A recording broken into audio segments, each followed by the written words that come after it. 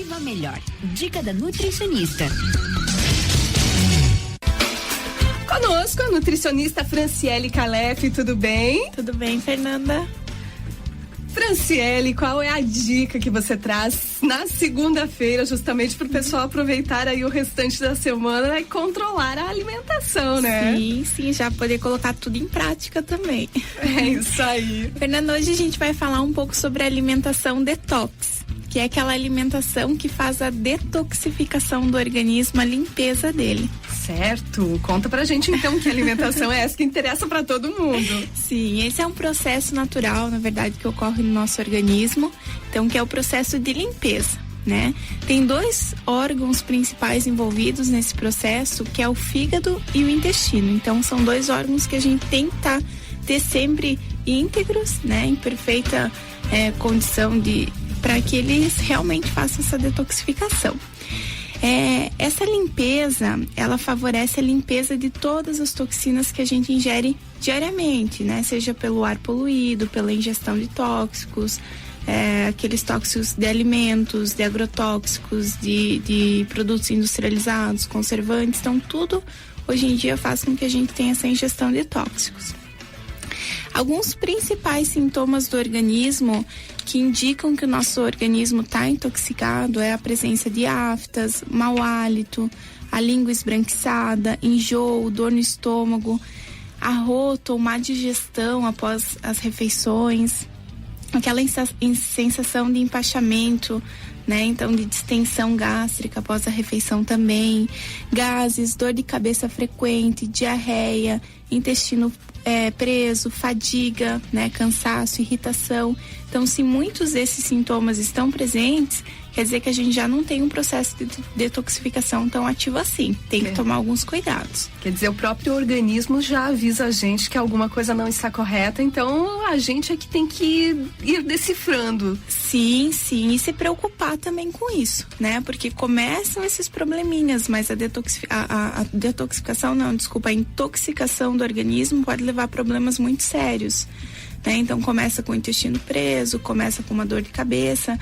Esse é um processo que, se há um acúmulo muito grande de toxinas no nosso organismo, pode gerar até um câncer, né? Pode gerar decorrências pelos sintomas que são gerados, ou, quando há um acúmulo maior ainda, problemas piores. Certo. Tá? Então, todos os dias a gente tem que fazer com que essa detoxificação ocorra de forma mais intensa, e a gente faz isso com a alimentação. Ela é o principal método de estimular a detox. Tá? Alguns principais cuidados que a gente pode ter com a alimentação, então, para favorecer a detoxificação.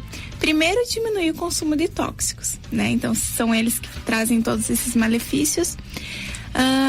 Para a gente diminuir esse consumo, a gente deve principalmente diminuir a ingestão de bebidas alcoólicas, o consumo de farinha branca refinada, glúten, né, que a gente vem ouvindo falar muito sobre o glúten.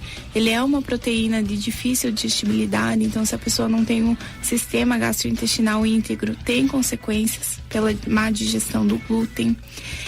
Farinha de trigo branca, essa é uma das principais substituições que a gente deve fazer. Dá para fazer tranquilamente substituindo qualquer tipo de farinha branca em receitas por farinha de aveia, né? Super fácil.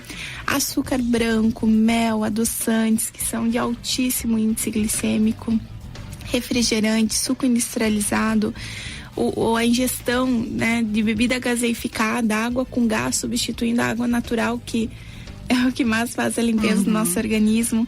Leite, derivados, frituras, gorduras trans, embutidos, né? Além de sódio, tem muita toxina, então salame, presuntos, peito de peru, peito de frango defumado, apresuntado, salsicha, a carne vermelha, então a ingestão, né, frequente de carne vermelha e de frango mesmo, não orgânico, carne assada com carvão, cafeína em excesso, uso de medicamentos sem orientação profissional. Então, tô com uma dorzinha, qualquer vai lá, toma um medicamento, se automedica sem a procura de um médico. Isso também traz consequências. E muita gente faz isso, né? Muita gente. E por qualquer coisa hoje, a gente já vai e toma qualquer remedinho, né? E às vezes não busca tratar o que gerou aquilo, né? Então, às vezes, tá comendo um alimento que você tem intolerância, aquilo te gera dor de cabeça com frequência, em vez de tratar a causa, vai lá e toma um medicamento. Exato. Intoxicando ainda mais o organismo. O ideal seria substituir, de repente, por um chá? Sim, poderia ser, né? Mas eu acho que ainda seria mais viável a gente procurar por que tá acontecendo aquilo, né? O que tá fazendo, às vezes é estresse, às vezes é um alimento, né? Às vezes só o chazinho não vai fazer passar dor de cabeça. Mas então, toma um remedinho e depois procura por que tá acontecendo aquilo. Geralmente, com os meus pacientes, eu vejo que a mudança de hábitos alimentares já, melhora muito dos sintomas que vêm em decorrência, né, de estresse, esse dia a dia conturbado.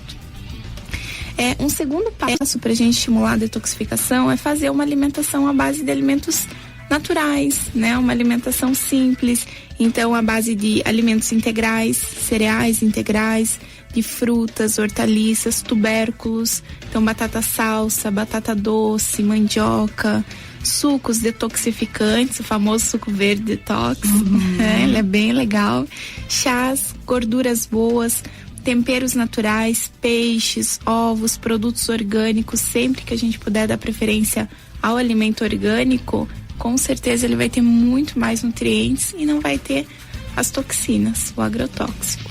Certo. Tá?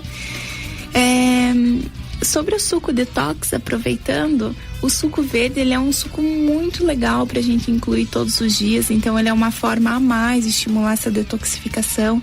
A gente tem que tomar um pouco de cuidado, né? Não são todos os ingredientes que é permitido para todo mundo. Por exemplo, a couve, que é utilizada em qualquer suco verde, não pode ser consumida crua por pessoas que têm hipotireoidismo, né? A gente vê que isso é bem comum, então tem que tomar um cuidado. Nesse caso do hipotireoidismo, substituir por um salsão, por rúcula. Quais seriam os ingredientes desse suco verde?